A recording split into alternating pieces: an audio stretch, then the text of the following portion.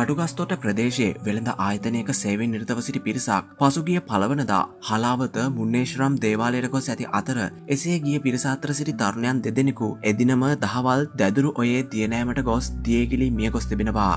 මෙසේ මියගොස් ඇත්තේ කටුගස්තොට හමංගොඩ ප්‍රදේශයේ පදිංචිව සිටි කවිෂාන් දිල්හාර් හා ගලගෙදර වෑත්තෑව ප්‍රදේශයේ පදිංචිව සිටි දිනුෂ ශ්‍රීමාල් ප්‍රේමරත්න නැමැති තරුණයන් දෙදෙනෙකි.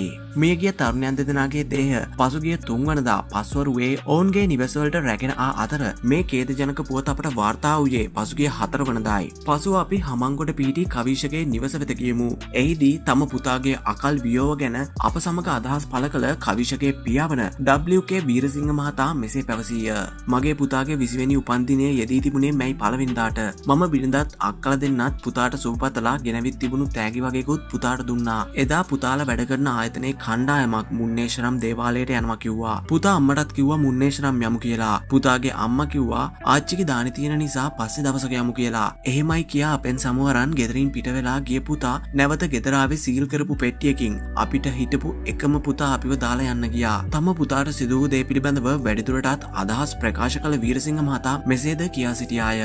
පුතාලා ගිය දවස කියන්නේ පළමු වෙනිදා රෑ 8ට විතර ගැහණු කෙනෙක් කතා කරලා කිව්වා පුතා ගැන පොඩි ආරංචියක් තියෙනවා කලබල වෙන්න එපා කියලා. පස්සේ මට තේරුණා පුතාට මොකක් හරි කරදරයක් වෙලා තියෙන විත්තිය. අපි දෙවෙනිදා උදේම හලාවත පොලිසියට ගියා. පස්සේ අපට තේරුම් ගියා පුතාලා දියේ ගිලිලා කියලා. පුතා එක්ක මේ චාරිකාව ගිය ගලගෙදර පැත්තේ යාළුවෙකුත් පුතා එක්කම දියේ ගිලිලා කියලා අපට කිව්වා. ඒ පුතාගේ පවුලේ අයත් ඇවිල්ලා හිටියා. කවිෂ සමග එකම ආයතනයේ සේවය කළ ඔහුගේ මිතුරෙකු වන වෑත්තෑව නාරම්මල ගලගෙදර පදිංචි දිනුෂ ශ්‍රීමාල් ප්‍රේමරත්න 22 වෙනිදා වියේ පසු වූ තරුණයෙකි. දිනුෂත් කවිෂලා සමග මුන්නේශ්‍රම් දේවාලයට යෑමට ගොස් ඇති අතර ඔහුද කවිෂ සමගින් දැදුරුවේ දිය රකුසාට බිලි වී තිබේ. කවිෂගේ පවුලේ අයෙක් අප සමග කියා සිටියේ ඔහු පදිංචිව සිටින ගම් ප්‍රදේශයේ දියනෑමට කිසිදු තැනක් නැති බවත්. පිහිනීම නොදන්නා දිනුෂ දැදුරු ඔයේ දියනෑමට ගිය එක ගැන පුදුමයට පත්වන බවත්ය.